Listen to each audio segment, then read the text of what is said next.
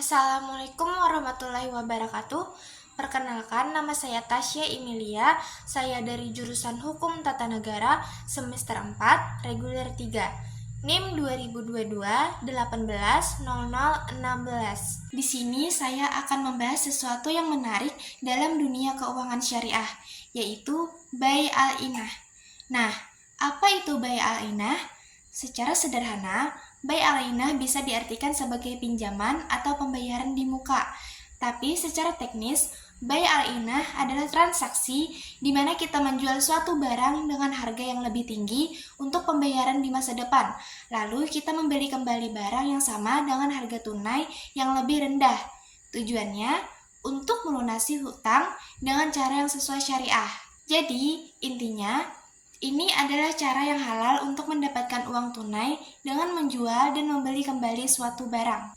Nah, menurut Imam Asy-Syafi'i, Bai Al-Inah ini seperti kita beli sesuatu dengan kredit, lalu kita jual lagi barang itu kepada pemilik aslinya atau pihak lain, baik dengan cara yang lebih tinggi atau yang lebih rendah dari kontrak pertama. Jadi, ini seperti kita pinjam uang tapi lewat transaksi jual beli. Sedangkan menurut Ibnu Qudamah, Bai Al-Inah adalah penjualan suatu aset dengan harga yang ditangguhkan. Kemudian kita beli kembali aset yang sama dengan harga yang lebih rendah. Jadi, konsep dasarnya adalah transaksi jual beli tanpa mengungkapkan harga pokoknya. Untuk memahami lebih jauh, mari kita lihat dari sisi hadis. Ada cerita di mana Rasulullah SAW memerintahkan Amru ibnu Al-As untuk mempersiapkan pasukan untuk berperang.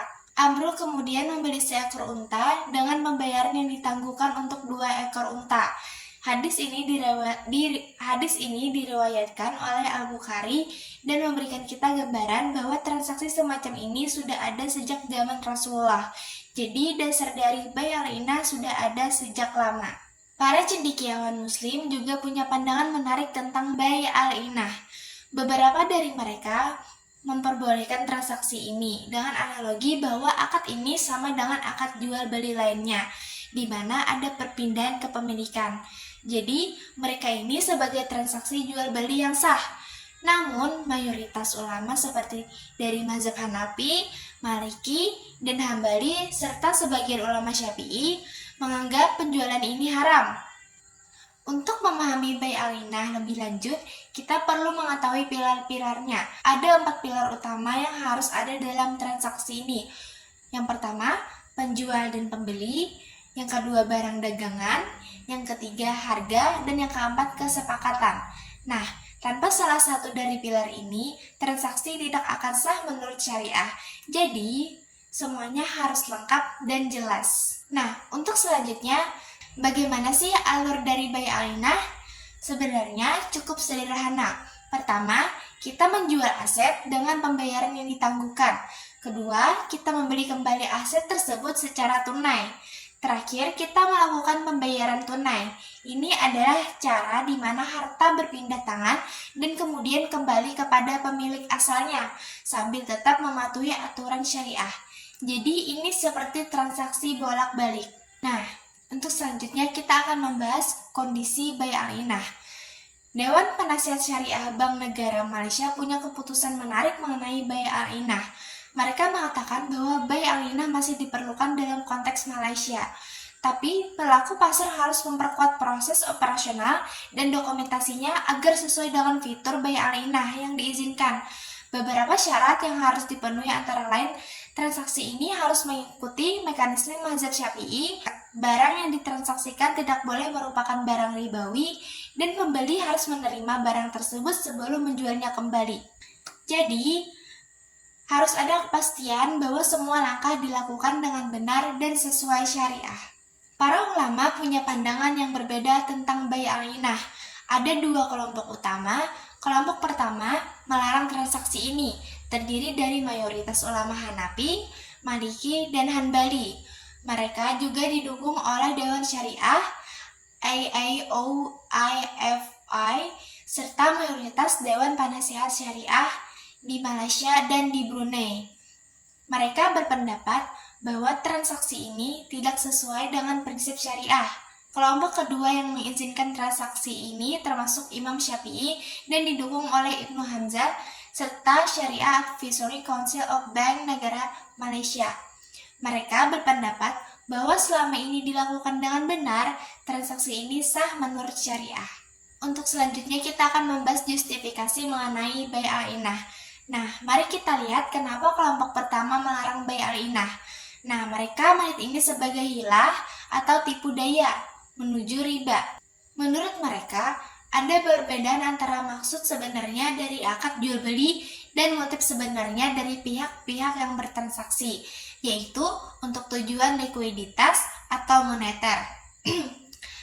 Jadi, mereka khawatir bahwa transaksi ini hanya kamuflase untuk mendapatkan uang dengan cara yang tidak halal.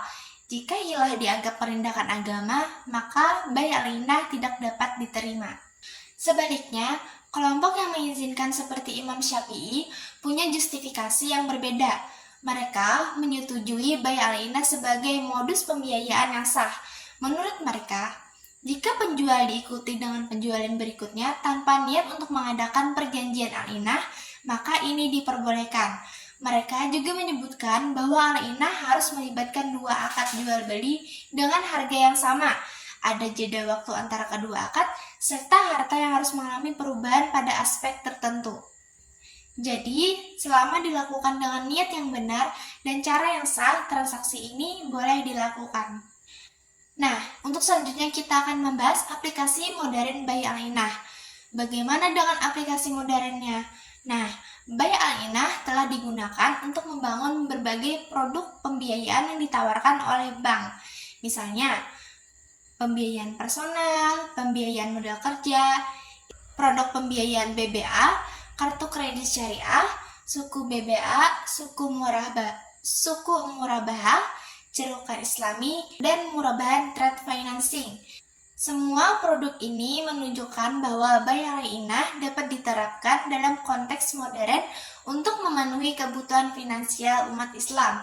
Jadi, meskipun ini konsep yang sudah lama, aplikasi modernnya sangat relevan dan membantu. Sekarang, mari kita lihat bagaimana bai al-inah diaplikasikan dalam suatu Sekarang, mari kita lihat bagaimana bai al-inah bisa diaplikasikan di situasi yang nyata. Bayangkan kita punya dua orang, Ahmad dan Budi. Ahmad adalah seorang pengusaha yang membutuhkan uang tunai untuk modal kerja. Budi adalah temannya yang memiliki cukup uang tunai. Ahmad menjual mobilnya kepada Budi dengan harga yang ditangguhkan. Katakanlah harga mobil tersebut adalah 100 juta dan pembayaran akan dilakukan dalam waktu 6 bulan. Jadi Ahmad menjual mobilnya ke Budi dengan perjanjian bahwa Budi akan membayar 100 juta dalam 6 bulan. Setelah itu, Ahmad membeli kembali mobil yang sama dari Budi dengan harga tunai yang lebih rendah. Misalnya, harga tunai yang disepakati adalah 80 juta. Jadi, Ahmad membayar 80 juta kepada Budi secara tunai dan mendapatkan kembali mobilnya. Pada akhirnya, Ahmad mendapatkan uang tunai sebesar 80 juta yang dia butuhkan untuk modal kerja dalam 6 bulan. Ahmad akan membayar Budi sebesar 100 juta sesuai dengan perjanjian. Dan Ahmad mendapatkan kembali mobilnya. Baiklah, itu tadi adalah pembahasan mengenai bai al-inah. Saya akhiri. Wassalamualaikum warahmatullahi wabarakatuh.